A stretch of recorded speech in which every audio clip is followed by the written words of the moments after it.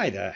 In this video I'm going to show you how to install Ubuntu inside VirtualBox, which will run on a Windows 10 host. The word host is used to describe the operating system that you've already got installed on your computer. The first thing you will need to do is have already installed VirtualBox. I'm not going to show you how to do that in this video.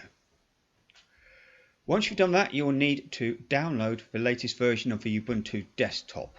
So if you go to the website here, you'll be able to download it, and that could take a little while because it's a 2.5 gig download, so depending on your network speed it could take quite a while to download. Now I've already downloaded it, so it's in my downloads folder here already. So let's launch VirtualBox. Okay, we have VirtualBox running, and we're going to want to add in a new machine. We're going to call that machine Ubuntu VM. The moment I put Ubuntu in its name, the type and version have been auto-detected correctly by VirtualBox. That makes life a bit easier.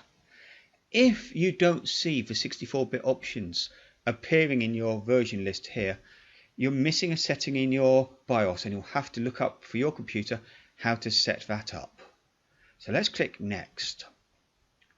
Now it's important that you set the amount of memory to be roughly half your computer's memory, depending on how much memory you've got. So I normally set it to 8,000, which is just under half of my computer's memory. So if I go over half, it starts to whinge a little bit. So let's just set it to 8,000 and click Next. Now we want to add a new virtual disk, so we need to select this Create a Virtual Hard Disk Now, and we're going to click Create. Of these options here, I normally just choose the top one. And this is the first key decision you're going to be asked. You'll get better performance if you choose a fixed size disk, but then you have to reserve that amount of disk space permanently for the use of VirtualBox and for your Ubuntu. If instead you set it to be dynamically allocated, it will actually only use the amount of disk space it literally needs, and the disk will effectively grow as a file when you add more files into your Ubuntu. So in general, dynamically allocated is better unless you have big performance issues. So let's click Next. Now we're going to look at the size of the disk. It starts off with 10 gig. Now that's a little bit tight for a development machine and for setting up things.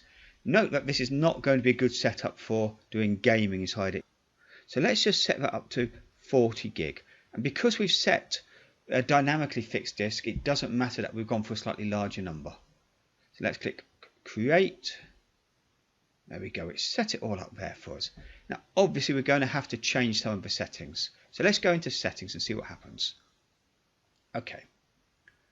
So I normally just work through these one at a time and just check the things out. So we need to make the share clipboard setting to be bidirectional. That will allow you to copy and paste between the two systems. So copy in Windows can paste in Linux or Ubuntu, and vice versa. And I tend to turn on drag and drop as well. For the other two, we don't need to do anything. Now let's move on to System. Okay. Unless you're on a very old computer, you probably don't have a floppy disk drive anymore, and you don't use them anymore, so let's turn that off. So we do need optical and hard disk, and I think most of these settings here are fine. I tend to enable PAE NX on, and those ones are fine there. Note the number of processors though. Let's come back to this. Here it defaults to 1. Now I've got quite a lot of CPUs in my computer, so it's worth giving it a few more. So I'm going to go with 4, but again this depends on the settings for your computer.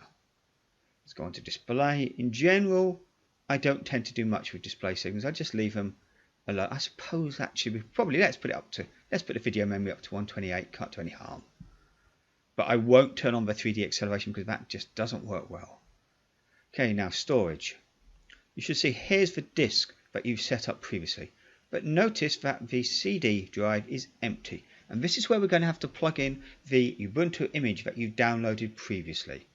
So let's just click on our browse for it, for the host drive. So we're going to browse for, choose virtual optical disk file, and then we're going to go through our documents into downloads, and there's one we downloaded, and we click open, and let's tick live CD because that's how Ubuntu installs. Okay, so that looks all fine at the moment. Audio's great, network, Unless you've got lots of machines, it's actually easier to set this up as a bridged adapter, and that should then work. A bridged adapter will appear as a separate computer on your network. The only downside is you can only have one of these running at a time. So if you were trying to set up a computer with multiple virtual machines running at the same time, you'd have to use the NAT approach. Serial ports, don't need to touch that. USB is fine. Now shared folders is a key one we want to look at. So let's just click the plus sign over here, and we want to choose a folder on our computer. So here's in our account here. I'm going to put it in my documents, and I'm going to create a new folder called VirtualBox Shared.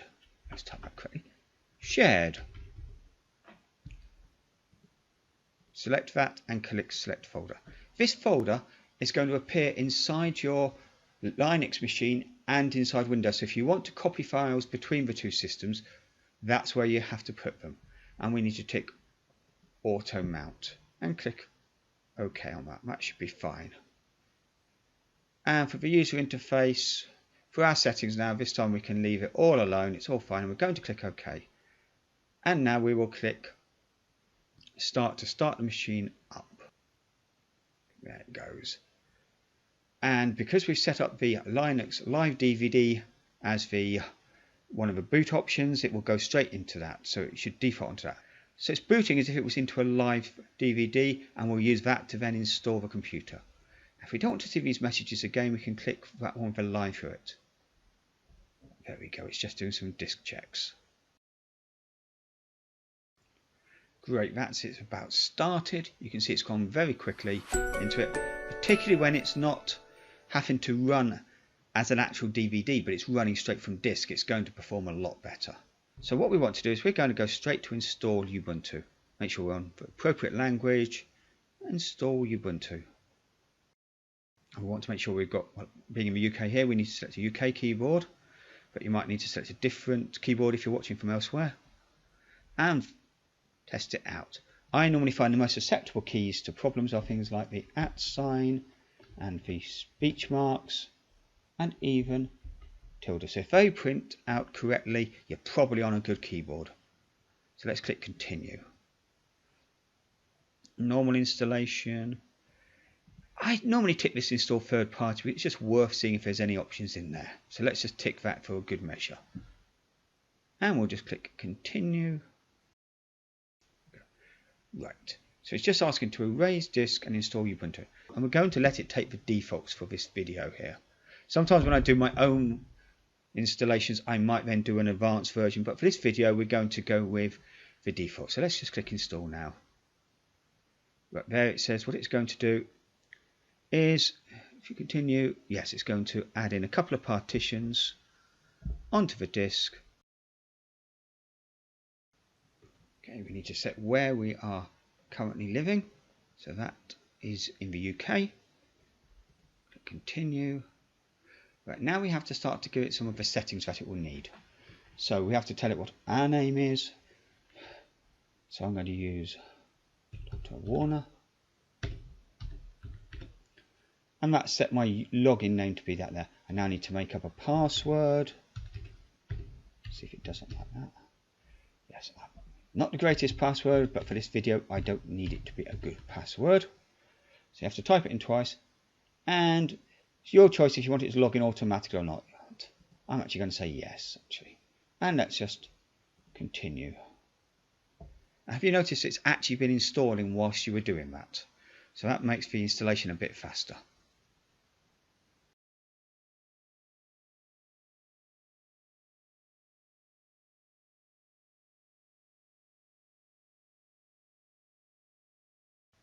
Okay, so the installation is finished now, so what we have to do is restart the computer so that it will pick it up properly. So let's click restart now.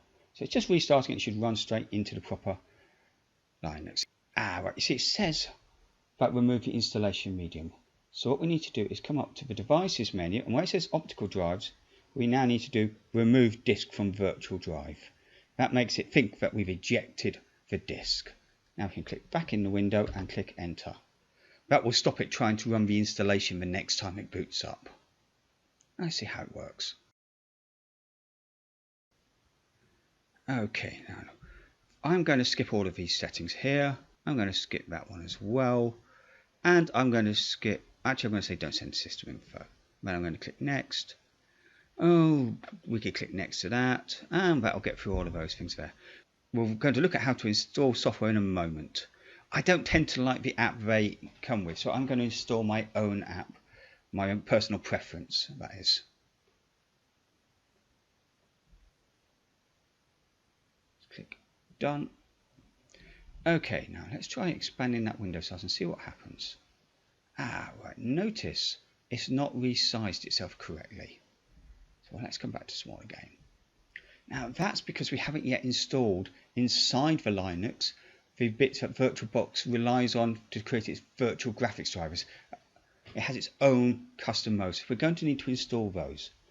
So the first thing we want to get running is a terminal, somewhere we can type some commands. There we go, that's a terminal. It's good. So let's become root.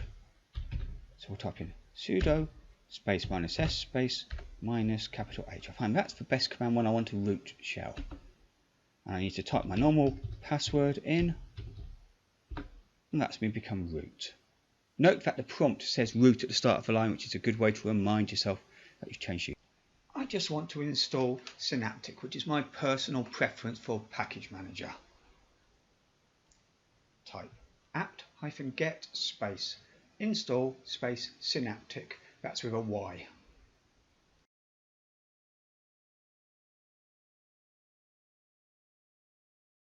And we'll say yes. And let that download. And that should only take a moment to run. It might still be a bit difficult because we haven't got the VirtualBox packages in. Okay, so now when we come to the dots, we should be able to actually find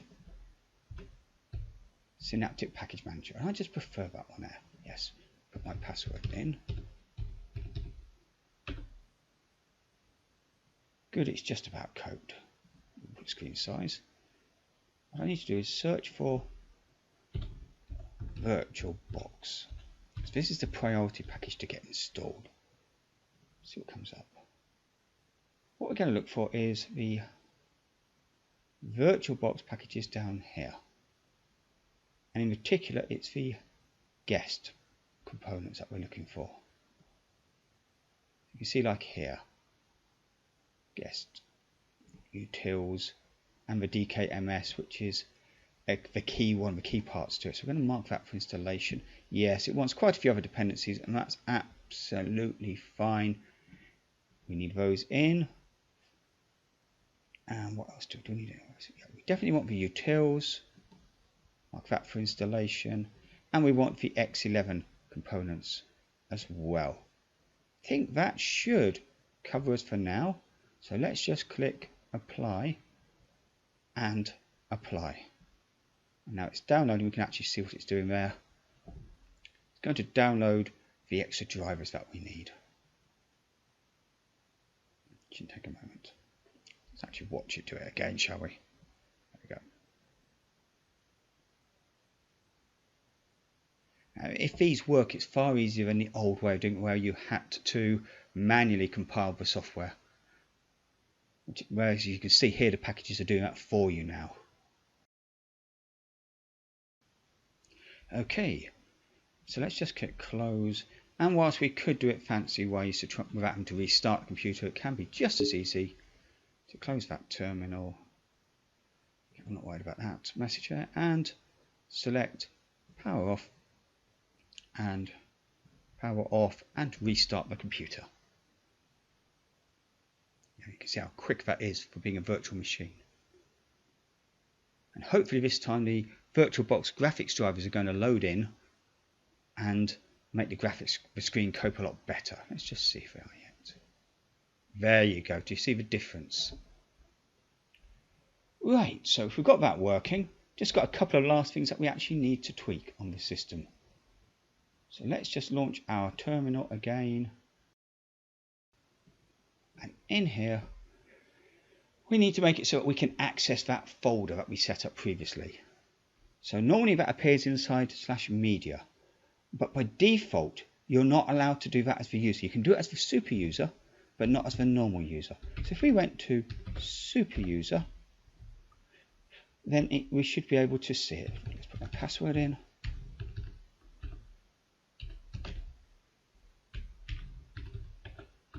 You can see it's in there.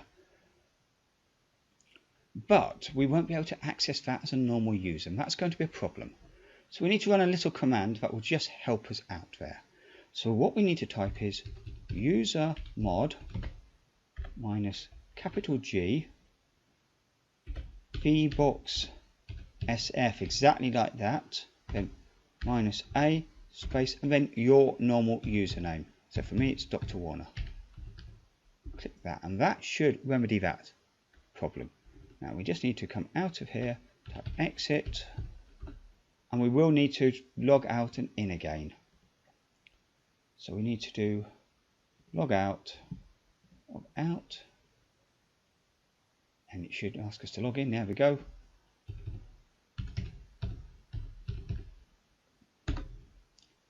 That will just force it to rescan the list of groups that you are a member to.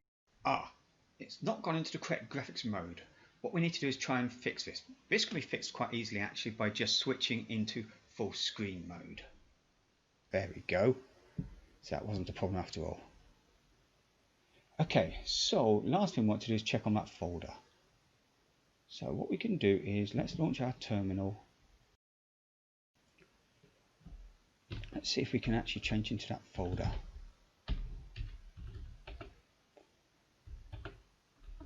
Yes, we can.